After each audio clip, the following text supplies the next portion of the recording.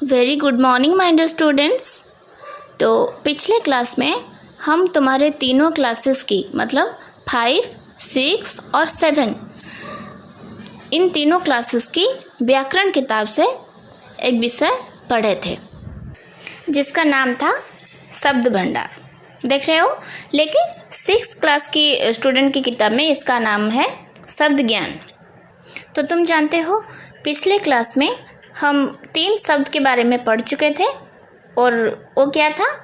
पर्यायवाची शब्द, विलोम शब्द और अनेकार्थक शब्द। तो चलो आज हम बाकी शब्द के बारे में पढ़ेंगे, ठीक है? तो आज हम जिस शब्द के बारे में पढ़ेंगे उसका नाम है अनेक शब्दों के लिए एक शब्द।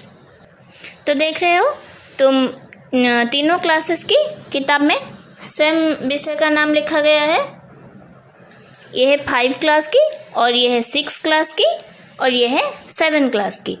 तो 5 क्लास की स्टूडेंट्स अब तुम अपनी किताब की 82 नंबर पेज को खोलो और 6 क्लास की स्टूडेंट्स तुम अपनी किताब की 30 नंबर पेज को खोलो और 7 क्लास के स्टूडेंट्स तुम अपनी किताब की 50 नंबर पेज को खोलो, ठीक है?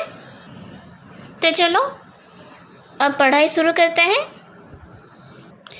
तो पहले हम ये जानेंगे कि अनेक शब्दों के लिए एक शब्द, इसका मतलब क्या है।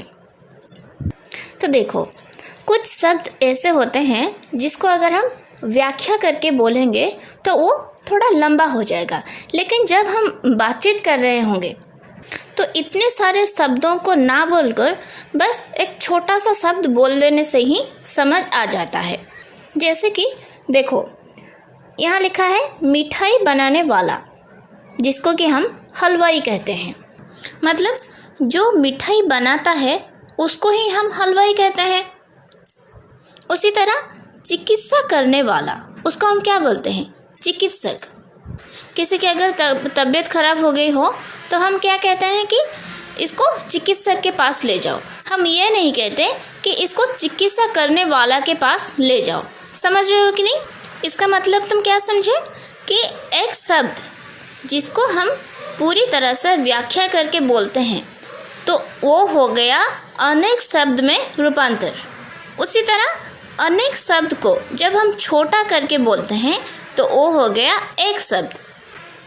तो देखो यहाँ कुछ एग्जाम्पल्स दिया गया है।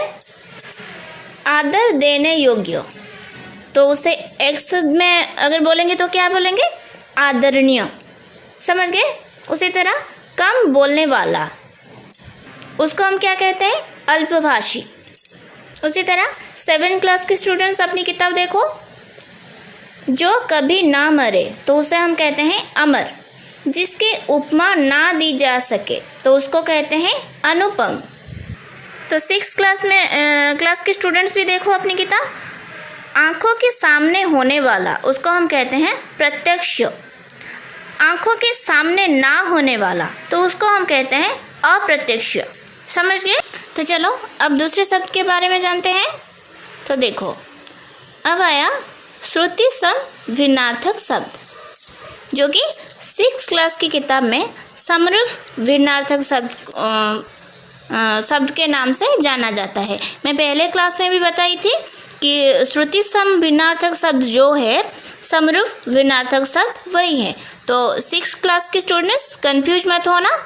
अब तुम अपनी किताब की 26 नंबर पृष्ठा को खोलो और 5 क्लास के स्टूडेंट्स तुम अपनी किताब की 80 नंबर पेज को खोलो और 7 क्लास की स्टूडेंट्स तुम अपनी किताब की 51 नंबर पेज को खोलो, ठीक है? तो देखो, श्रुति सम भिन्नार्थक शब्द, इसका मतलब क्या है? श्रुति सम मतलब जो सुनने के लिए समान हो, लेकिन भिन्नार्थक शब्द भिन्न अर्थ हो, जिसका अर्थ भिन्न हो। मतलब जो सुनने के लिए एक तरह की लग रहा हो लेकिन उसका अर्थ अलग हो, उसको हम श्रुति सम भिन्नार्थक शब्द कहते हैं। उसी तरह समरूप भिन्नार्थक शब्द, इसका मतलब भी वही है कि उसका रूप समान हो लेकिन अर्थ भिन्न हो। समझ गए? तो देखो, जो शब्द सुनने में समान हो परंतु उनका अर्थ भिन्न हो उन्हें श्रुति सम भिन्नार्थक शब्द कहते हैं। समझ गए? तो देखो यहाँ कुछ श्रुति सम भिन्नार्थक शब्द दिए गए हैं, जैसे कि अनल और अनिल। ये दोनों शब्द हमें सुनने में एक तरह की लगता है, लेकिन इसका अर्थ अलग अलग है। जैसे कि अनल का मतलब आग और अनिल का मतलब हवा। उसी तरह और इसका मतलब क्या है? और का मतलब तरफ, मतलब इस तरफ या फिर उस तरफ, मतलब जिसको कि हम कहते हैं इसी और की किसी और जो कहते हैं। तो और का मतलब क्या है? तथा, मतलब ये और ये। तो उसी तरह 6th क्लास की स्टूडेंट भी अपनी किताब देखो अचार और आचार, ये दोनों सुनने में एक तरह की लगता है, लेकिन इसका अर्थ क्या है? अचार का मतलब जो अचार हम खाते हैं, आम का अचार, नींबू का अचार, ये सब जो हम खाते हैं। लेकिन आचार का मतलब आचरण, जिसको कि तुम व्यवहार कहते हो। तो 7th क्लास की स्टूडेंट्स तुम भी अपनी किताब देखो यहाँ एक शब्द लिखा गया है आकार और आकर। तो आकार का मतलब क्या है? आकृति। आकृति समझ रहे हो कि एक वस्तु का आकार, एक चीज़ का आकार या फिर आकृति जिसे हम कहते हैं।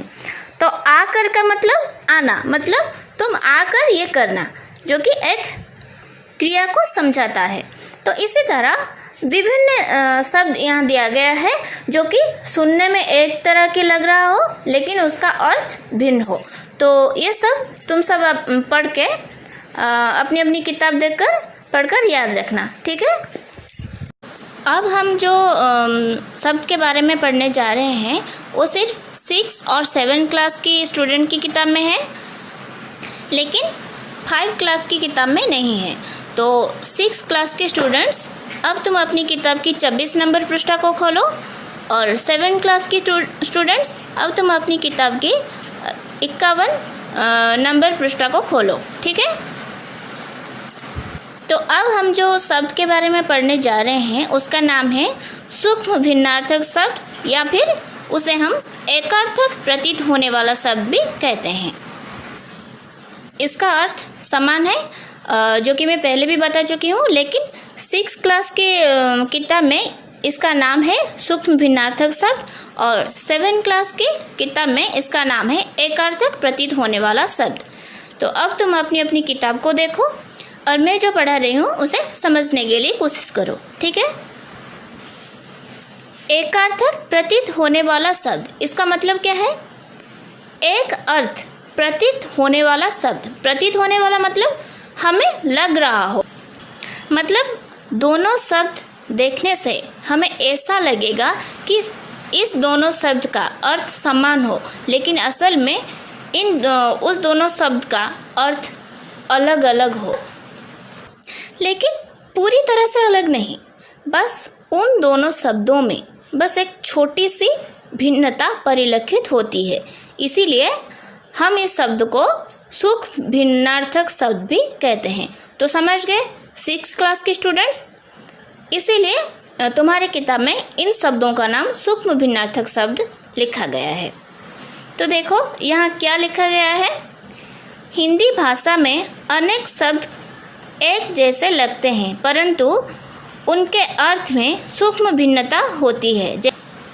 तो समझ गए?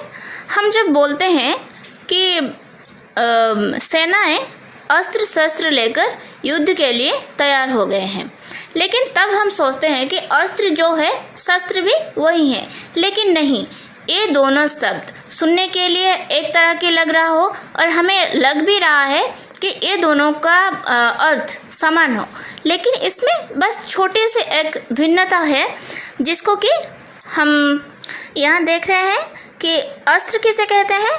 अस्त्र वो है जिसको फेंक कर चलाया जाता है, लेकिन शस्त्र किसे कहते हैं? शस्त्र वो है जिसको हाथ में पकड़कर चलाया जाता है। देखो यहाँ कोई एक एग्जाम्पल भी दिया गया है। ये जो आदिवासी वो फेंक कर अस्त्र का प्रयोग करता है, और ये एक सेना राजपूत जो कि शस्त्र उठाकर तलवार उठाकर युद्ध के लिए तैयार होता है। तो यहाँ क्या लिखा है देखो, आदिवासी शिकार के लिए अस्त्र का प्रयोग करते हैं, लेकिन राजपूत वीरों ने शस्त्र उठा लिए। तो समझ गए, ये जो अस्त्र है इसको फेंक कर चलाया जाता है, लेकिन ये जो शस्त्र है इसको हाथ में पकड़कर युद्ध किया जाता है। तो समझ गए। तो देखो यहाँ कुछ एग्जाम्पल दिया गया है। शब्द है अधिक, जिसका अर्थ है ज़्यादा, ज़्यादा मतलब बहुत ज़्यादा।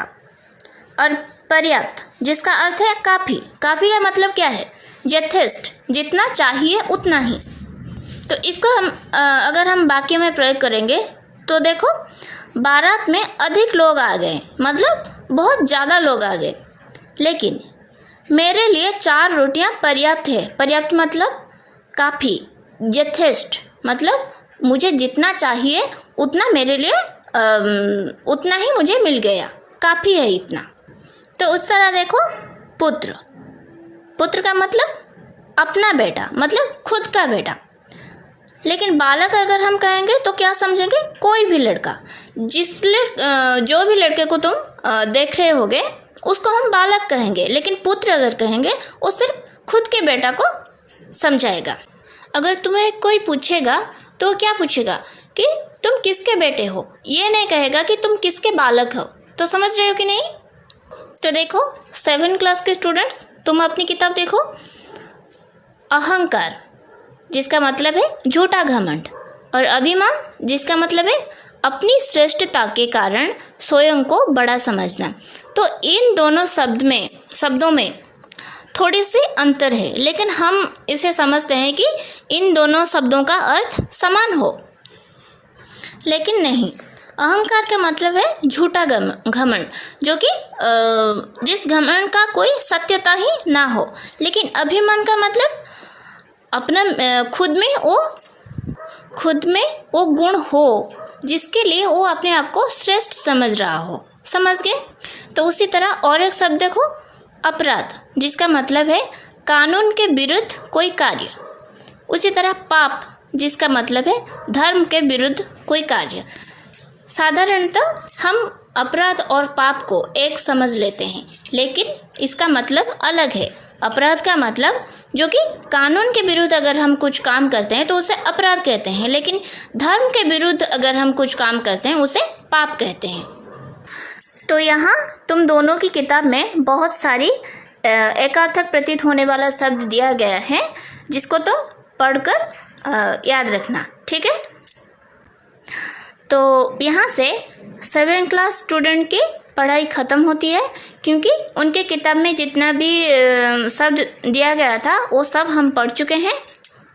लेकिन 6th क्लास के स्टूडेंट्स के लिए और 2 शब्द है जिसको हम नेक्स्ट क्लास में पढ़ लेंगे, वो सिर्फ 6 क्लासेस के लिए होगा, ठीक है। तो चलती हूँ, आज के लिए इतना ही।